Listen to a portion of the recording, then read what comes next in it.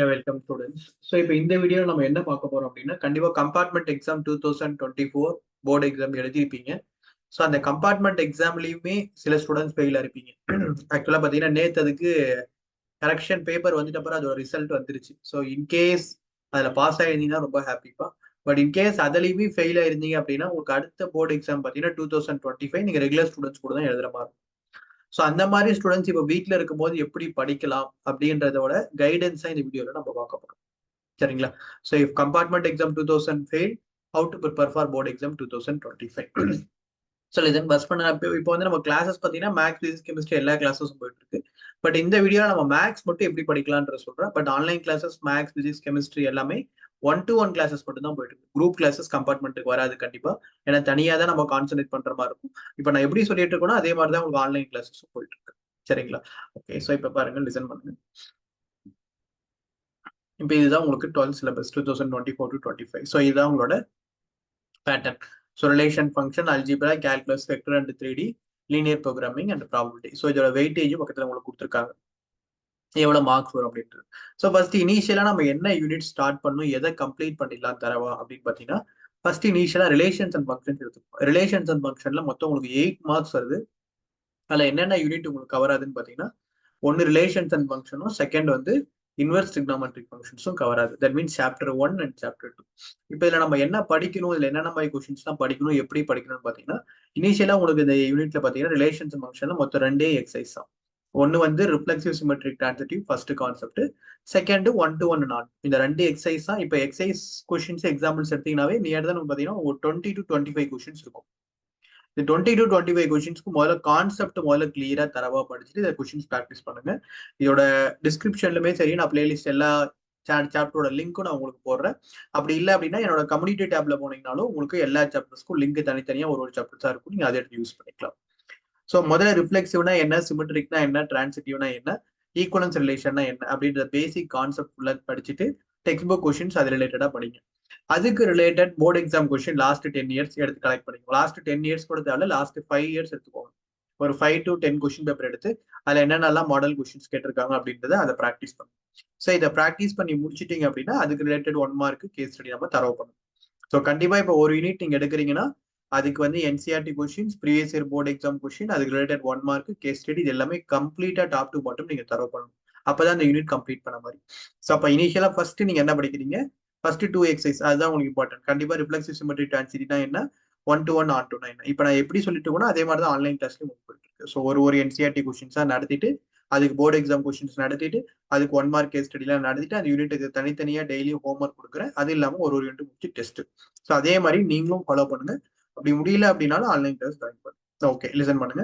அடுத்து relations and function முடிச்சாச்சு. அடுத்து பாத்தீங்கன்னா inverse trigonometric function. So inverse trigonometric functions concept என்னன்னா நமக்கு டொமைன், ரேஞ்ச், கிராஃப்ஸ். ஸோ இப்போ அந்த டொமைன் எப்படி கண்டுபிடிக்கணும், ரேஞ்ச் எப்படி கண்டுபிடிக்கணும், அதோட கிராஃப்ஸ் என்ன அப்படின்றது. ஸோ டெக்ஸ்ட் புக் கான்செப்ட், அதுக்கு ரிலேட்டட் 1 மார்க் கொஸ்டின்ஸ் பார்த்துக்கோங்க. முதல்ல இந்த 2 யூனிட் டாப் டு பாட்டம் ஒரு 1 வீக் ஆர் 2 வீக்ஸ் வரைக்கும் நீங்க ஃபுல்லா எடுத்துக்கோங்க. இந்த 2 யூனிட் டாப் டு பாட்டம் தரவு பண்ணினாவே கிட்டத்தட்ட ஒரு 8 மார்க்ஸ் ஃபுல்லாவே நீங்க கம்ப்ளீட் பண்ண மாதிரி.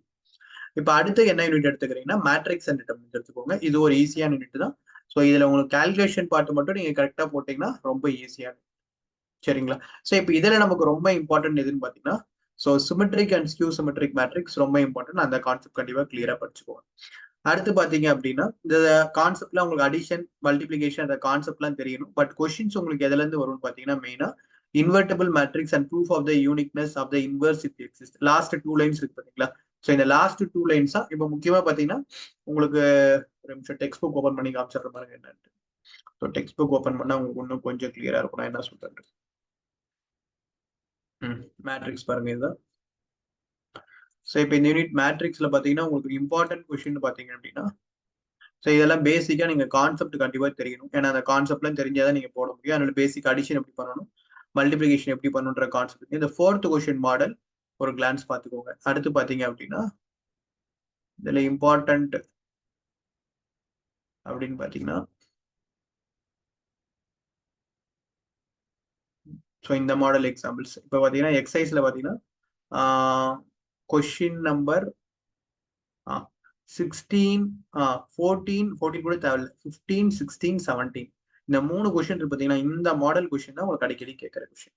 ஸோ அப்போ முன்னாடி இருக்கிற கான்செப்ட்ஸ்லாம் ஒரு கிளான்ஸ் பார்த்துட்டு இந்த மாதிரி மாடல் கொஸ்டின் அடிக்கடிக்க போர்டு எக்ஸாம்ல உங்களுக்கு கேட்பாங்க 15, 16, 17. ஸோ இந்த மாதிரி கான்செப்ட்ல டாப் டு பாட்டம் தரவு பண்ணுறோம். இது மேட்ரிக்ஸ்ல. அடுத்து இப்போ டிட்டர்மினன்ஸ் அதே எடுத்தீங்க அப்படின்னா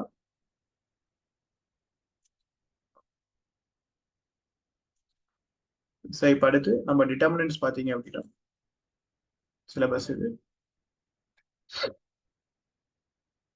ஓகே.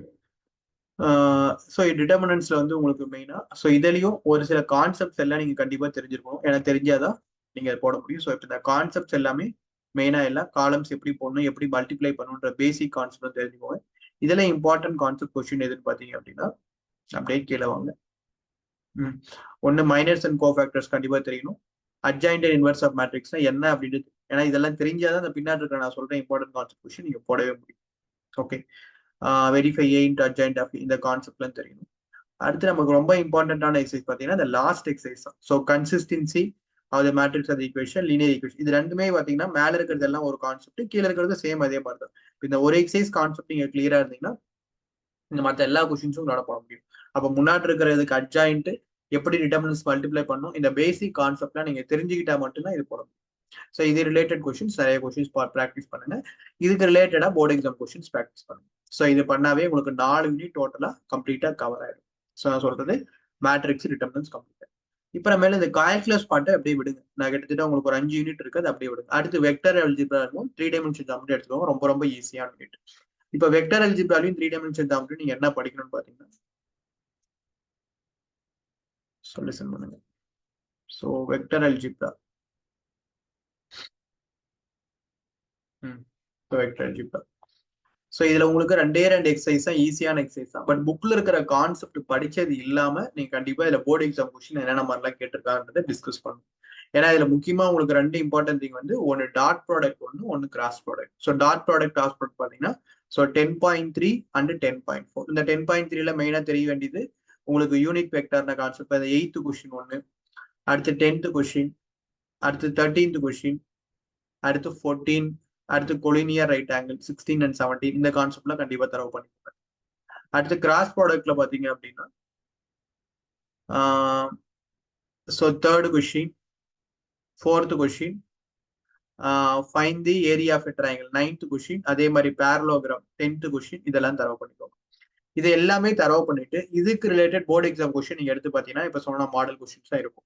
ஸோ அதெல்லாம் கண்டிப்பா டாப் டு பாட்டம் தரவு பண்ணுங்க. வெக்டர் அல்ஜிப்ரா முதல்ல முடிஞ்ச அளவுக்கு உங்களால எல்லாமே படிக்க முடியும்னா எல்லா எக்ஸசைஸும் முதல்ல தரவு பண்ணுவீங்க. அது தரவு பண்ணிட்டு அது ரிலேட்டட் போர்டு எக்ஸாம் கொஸ்டின்ஸ் படிங்க.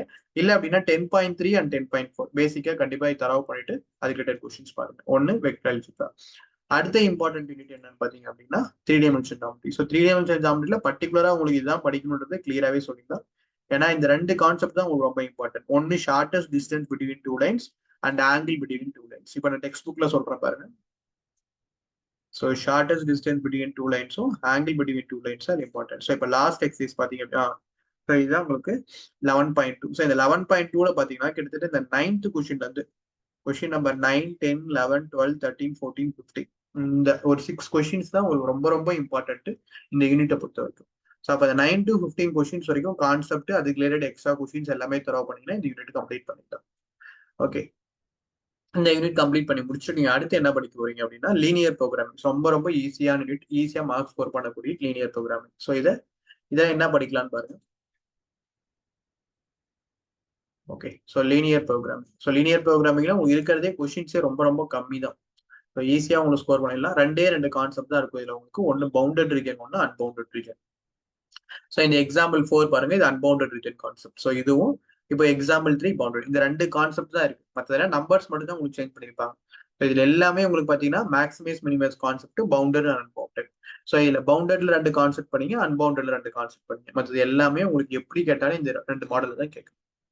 ஸோ இதுல நீங்க ப்ராக்டிஸ் கிராஃப் மாடல் தான். இதுக்கு நீங்க மேக்ஸிமம் 1 வீக் தான் ஆகும். நல்லா ப்ராக்டிஸ் பண்ணீங்க அப்படின்னா. அடுத்து லாஸ்ட் யூனிட் நீங்க என்ன படிக்க போறீங்க அப்படின்னா ப்ராபபிலிட்டி படிச்சிருங்க. ப்ராபபிலிட்டியில உங்களுக்கு என்ன இம்பார்ட்டன்ட் அப்படின்னா ஒன்னு mean of a random variable இது படிச்சிருங்க. ஸோ பேஸ் தீரம் கூட கடைசியா படிச்சிருக்கேன், நான் கொஞ்சம் டிஃபிகல்ட்டா ஃபீல் பண்ணுவாங்க. Random variable and probability distribution mean of random variable இதை முதல்ல தரவா படிச்சுட்டு அதுக்கப்புறம் பேஸ் தீரம் படிங்க. ஸோ இந்த லாஸ்ட் ஒரு லைன் மட்டும் நீங்க படிச்சிட்டீங்கன்னாவே கண்டிப்பா கவர் பண்ணிடலாம். ஸோ இது டெக்ஸ்ட் புக்ல உங்களுக்கு என்னன்னு பாத்தீங்க அப்படின்னா ஓகே. ஸோ இப்போ இதுக்கு டெக்ஸ்ட் புக்ல நீங்க என்னன்னு பாத்தீங்க அப்படின்னா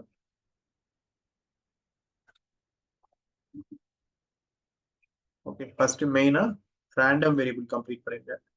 ஏன்னா அது ரொம்ப ஈஸியா மார்க் ஸ்கோர் பண்ண முடியும் உங்களால. Base theorem. ஓகே ஸோ இது பேஸ் தியரம் கான்செப்ட். அடுத்து ரேண்டம் வேரியபிள் போகும். ஓகே ஸோ இந்த பேஸ் தியரம் ரேண்டம் வேரியபிள் இதுல வரும். ஸோ இந்த பேஸ் தியரம் கான்செப்ட் தான் உங்களுக்கு இந்த லாஸ்ட் எக்ஸசைஸ். இதில் இருக்கிற ஒரு 10 கொஸ்டின்ஸ் இருக்கும். இந்த 10 கொஸ்டினுமே தரவா எல்லாம் போட்டு பார்த்துருங்க. அடுத்து ரேண்டம் வேரியபிள் பார்த்தீங்கன்னா ஸோ இங்க ரேண்டம் வேரியபிள்ஸ் வரும். So random variable question 13 point. இந்த ரெண்டு எக்ஸசைஸ் 13.2 அண்ட் 13.3 கம்ப்ளீட்டா படிச்சிட்டீங்கன்னாவே ப்ராபபிலிட்டியில எல்லா கொஸ்டின்ஸும் நீங்க தரவா பண்ண மாதிரி தான். டெக்ஸ்ட் புக் கொஸ்டின்ஸ் மட்டும் படிச்சுட்டு விட்டுறாதீங்க. டெக்ஸ்ட் புக் எக்ஸசைஸ் எக்ஸாம்பிள் தரவா படிங்க. Previous year board exam questions பாருங்க. அது ரிலேட்டட் எக்ஸ்ட்ரா கொஸ்டின்ஸ் ஒன்று ஆர்எஸ் அகர்வாலோ இல்லை ஆர்டி சர்மாவோ அதுக்கு அடுத்த லெவல் கொஸ்டின்ஸை நீங்க ப்ராக்டிஸ் பண்ணுங்க. முதல்ல டெக்ஸ்ட் புக் எக்ஸசைஸ் எக்ஸாம்பிள், அது ரிலேட்டட் எக்ஸ்ட்ரா கொஸ்டின்ஸ் வந்து சாம்பிள் கொஸ்டின் பேப்பர்ல இருந்து எடுத்து பாருங்க. அதை கம்ப்ளீட் பண்ணிட்டீங்கன்னா RS Agarwal RD Sharma questions பாருங்க. ஓகே இவ்வளவுதான் நீங்க ப்ராக்டிஸ். இப்போ இந்த யூனிட் எல்லாமே நீங்க முடிச்சிட்டீங்க.